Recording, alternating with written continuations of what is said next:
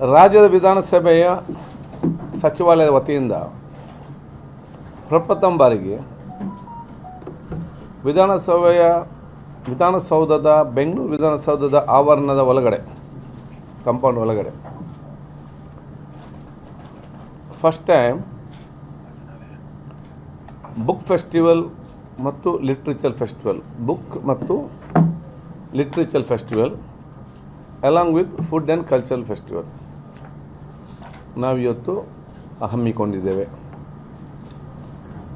ಎಲ್ಲವೂ ಕೂಡ ಎನಿಸಿದ ರೀತಿ ನಡೆದರೆ ಇದೇ ಫೆಬ್ರವರಿ 27ರಿಂದ 27 3ನೇ ತಾರೀಕುವರೆಗೂ ಕೂಡ ಇದು ನಡೆಯಲಿಕ್ಕಿದೆ. ಇದರಲ್ಲಿ ಇದು ಯಾಕೆ ಅಂತ ಹೇಳಿದರೆ, ಸಾಹಿತಿಗಳನ್ನು ಮತ್ತು ಬರಹಗಾರರು ಯಾರಿದ್ದಾರ ಮತ್ತು ಈ ಹೆಚ್ಚು ಕಲಿತಂಥ ವಿದ್ವಾಂಸರನ್ನು ನಾವು ಅವರನ್ನು ವಿಧಾನಸೌಧ ಹತ್ತಿರ ಇಟ್ಕೊಳ್ಬೇಕು. ಅವರನ್ನು ವಿಧಾನಸೌಧ ದೂರ ಇಟ್ಕೊಳ್ಳಿಕ್ಕೆ ಆಗಲದೆ. ನಮಗೆ ಅವರು ಕೂಡ ಇವತ್ತು ಬೇಕು ಪ್ರಜಾಪ್ರಭುತ್ವ ವ್ಯವಸ್ಥೆಯಲ್ಲಿ. ಇದರಲ್ಲಿ ಸುಮಾರು 150ಕ್ಕಿಂತ ಅಧಿಕ ಸ್ಟಾಲ್ಸ್ಗಳು ಇವತ್ತು ನಾವಲ್ಲಿ ಬುಕ್ ಎಕ್ಸಿಬಿಷನ್, ಅಲ್ಲಿ ಪ್ರೈವೇಟ್ ಸ್ಟಾಲ್, ಗೌರ್ಮೆಂಟ್ ಸ್ಟಾಲ್ ಮತ್ತು ಇವರೆಲ್ಲೂ ಕೂಡ ಅವಕಾಶ ಇದೆ. 80% ಕನ್ನಡ ಮತ್ತು 20% ಅದರ್ ಲ್ಯಾಂಗ್ವೇಜ್ಗೆ ಅವಕಾಶ ಮಾಡಿ ಕೊಡ್ತೇವೆ. ಇನ್ನು ಅದರ ಜೊತೆಯಲ್ಲಿ ಯಾರಿಗಾದರೂ ಬರೆದಂಥ ಪುಸ್ತಕ ಬಿಡುಗಡೆ ಮಾಡಲಿಕ್ಕೆ ಬೇಕು ಅಂಥ ಬರಹಗಾರರಿಗೆ ಒಂದು ವೇದಿಕೆ ನಿರ್ಮಿಸಿ ಪುಸ್ತಕ ಬಿಡುಗಡೆ ಮಾಡಿಸಿಕೊಳ್ಳುವಂಥ ಕೂಡ ಅವಕಾಶ. ಎರಡನೇದು, ಸಾಹಿತ್ಯಕ್ಕೆ ಸಂಬಂಧಪಟ್ಟಾಗೆ ಬೇರೆ ಬೇರೆ ಲಿಟ್ರೇಚರ್ ಮತ್ತು ಬೇರೆ ಬೇರೆ ಸಾಹಿತ್ಯಗಳ ಕುರಿತು ಆ ಚರ್ಚೆ ಮಾಡಲಿಕ್ಕೆ ಬೇಕಾಗಿ ಕೂಡ ಇವತ್ತು ನಾವು 2 ಸಪ್ರೇಟ್ ಸ್ಥಳವನ್ನು ನಾವು ಕೂಡ ನಿಗದಿಪಡಿಸ್ತೇವೆ. ಸಂಜೆ ಹೊತ್ತು ಕಲ್ಚರಲ್ ಪ್ರೋಗ್ರಾಮ್ ಮತ್ತು ಸಾರ್ವಜನಿಕರಿಗೆ ಕೂಡ ಇದರಲ್ಲಿ ಮುಕ್ತ ಅವಕಾಶ ಇದ್ದ ಕಾರಣ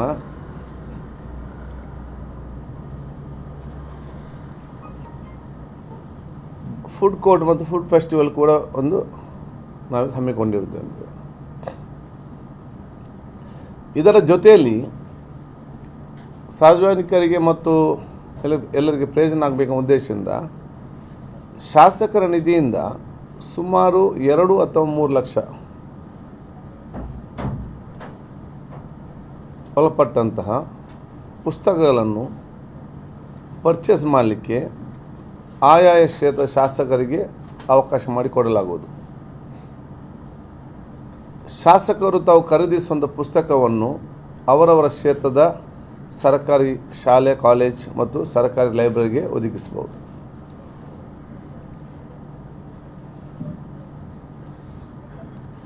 ಯಾವ ಬುಕ್ಕು ಯಾವ ಲೈಬ್ರರಿಗೆ ಅಥವಾ ಶಾಲೆಗೆ ಅಥವಾ ಕಾಲೇಜ್ ಬೇಕಂತೇಳಿ ಆ ಶಾಸಕರು ಆ ಒಂದು ಕಾಲೇಜಿನ ಲೈಬ್ರರಿಯನ್ರ ಸಲಹೆ ಪಡೆದುಕೊಂಡು ಅದನ್ನು ಪಡ್ಕೊಂಡ್ರೆ ಅವ್ರಿಗೆ ಈಸಿ ಆಗ್ತದೆ.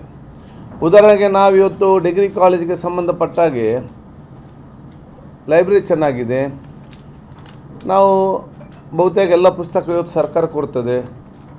ಆದರೆ ಇವತ್ತು IAS ಕೋಚಿಂಗ್, ಇದು KS ಕೋಚಿಂಗ್ ಇರಲಿ, ಇನ್ನಿತರ ಕೆಲವೊಂದು ಸಬ್ಜೆಕ್ಟ್ ಇರಲಿ, ಆ ಪುಸ್ತಕ ಯಾವ ಸರ್ಕಾರಿ ಲೈಬ್ರರಿ, ಕಾಲೇಜ್ ಲೈಬ್ರರಿಲಿ ಇಲ್ಲ. ಕಾಲೇಜ್ ಒಂದನ್ನು ಪರ್ಚೇಸ್ ಮಾಡಿ ಮಕ್ಕಳಿಗೆ ಇಡುವಂತ ಹೇಳಿದ್ರೆ ಅದು ಕಾಸ್ಟ್ಲಿ, ಅಲ್ಲಿ ಪರ್ಚೇಸ್ ಮಾಡಲಿಕ್ಕೆ ಕೂಡ ಆಗೋದಿಲ್ಲ. ಗೌರ್ಮೆಂಟ್ ಪರ್ಚೇಸ್ ಮಾಡಿ ಕೊಡೋದು ವ್ಯವಸ್ಥೆ ಕೂಡ ಇವತ್ತು ವ್ಯಾಪ್ತಿಗೆ ಇವತ್ತು ಬರೋದಿಲ್ಲ ಎಜುಕೇಷನ್ ಡಿಪಾರ್ಟ್ಮೆಂಟ್. ಅಂಥ ಕೆಲವೊಂದು ಲೈಬ್ರರಿಗೆ ಈ ಒಂದು ಅನುದಾನದಿಂದ ಆ ಲೈಬ್ರರಿಗೆ ಆ ಪುಸ್ತಕ ಬೇಕಾ ಮಕ್ಕಳಿಗೆ ಅದನ್ನು ಒದಗಿಸುವಂಥ ಅವಕಾಶ ಇದೆ. ಅದರ ಸದುಪಯೋಗವನ್ನು ಆ ಶಾಸಕರು ಇವತ್ತು ಆ ಮಾಹಿತಿ ಪಡ್ಕೊಂಡು ಅದನ್ನು ಪಡ್ಕೊಳ್ಬೇಕು, ಸದುಪಯೋಗಪಡಿಸಬೇಕು. ಅದು ಬಹುಶಃ ಈಗ ನಾನು ಅವರಿಗೆಲ್ಲ ಪತ್ರ ಕೊಡಿತು ನಾವು ಬರೀತೇವೆ.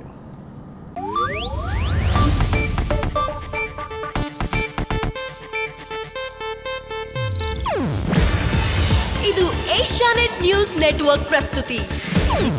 ನೀವು ನೋಡ್ತಿದ್ದೀರಾ ಏಷ್ಯಾನೆಟ್ ಸುವರ್ಣ ನ್ಯೂಸ್.